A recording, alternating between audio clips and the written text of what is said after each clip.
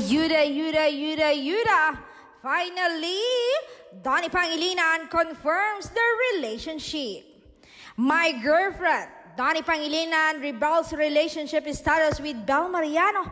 Ayon sa aktor, Yes, niligawan ko siya and we've been together since 2021.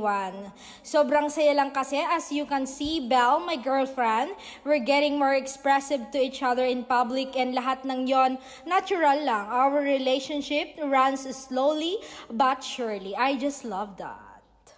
Oh my God! Nagkakakilig.